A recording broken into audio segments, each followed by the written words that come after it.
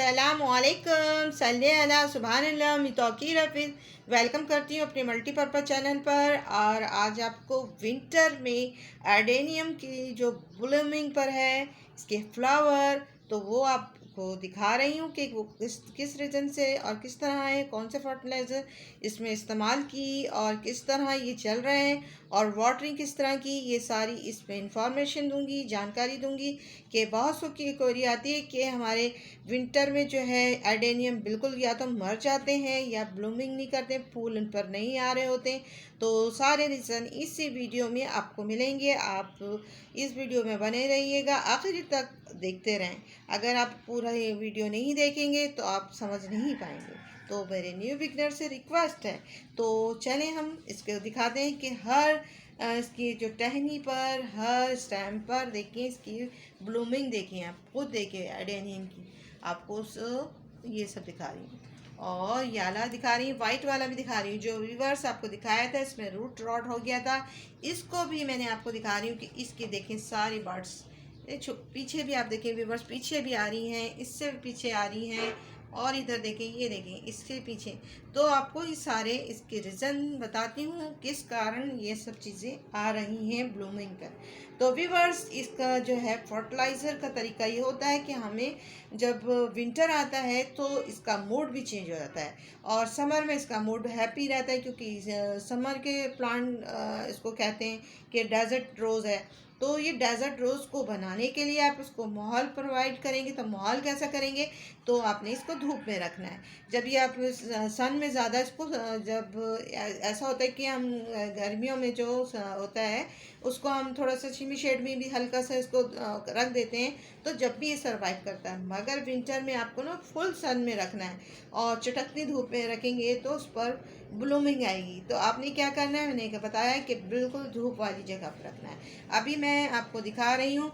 तो इसमें मैंने क्या किया है, काऊ डंग, ओजड़ी खाद और डीएपी के, एनपीके और चूना, इसकी जो मैंने मकदार बना दी है। अब हम जैसे 1 मंथ पे देते हैं, 15 डेज़ पे देते हैं, तो हमने इसको क्या करना है, 7 डेज़ कर देना है। 7 डेज़ पर हमने इसकी मकदार को देना है, क्योंकि जब ये डॉलमेंसी आने शुरू हो जाती है इन पर, जब डॉलमेंसी आती है तो प्लांट में ज़ाहिर बात है पतझड़ आते हैं, पत्ते झड़ने लगते हैं और ख़राब होने लगता है प्लांट।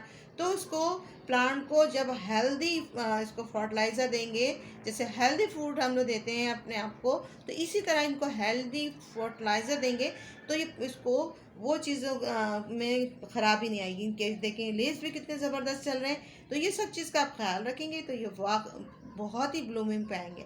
आप देख लें मेरे सारे इसमें देखें, ये मैं आपको दिखा रही थी व्यूवर्स, और आपको कैसा लग रहा है ये सब ब्लूमिंग पे आए हुए। तो ये आपने देख लिया है। तो ये इसमें खूबसूरत इसलिए लग रहे हैं व्यूवर्स, तो मैंने इसमें फर्टिलाइज़र डाली। और पेस्ट की बात करें तो व्यूवर्स, एक आती है प्लांट केयर। अगर आपके पास प्लांट केयर नहीं है तो उसमें अगर कोई चीज़ भी पेस्ट अटैक कर रही है, तो मैं एक अपनी फर्टिलाइज़र बता रही हूँ। आपने उसमें क्या करना है, नीम के जो है पत्ते लेने हैं, उसके अंदर आपने थोड़ा सा जो है नीम के पत्ते में थोड़ी सी हल्दी भी ऐड करनी है, जिसे टर्मरिक कहते हैं। और इसके बाद इसमें थोड़ी सी रेड चिली डालिएगा और रेड चिली के बाद थोड़ा सा अनियन, इन सब को पेस्ट बना लीजिएगा। और पेस्ट बनाने के बाद एक बॉटल में भर लीजिएगा और उस बॉटल में पानी के साथ इसको एक छन्नी से छान लीजिएगा।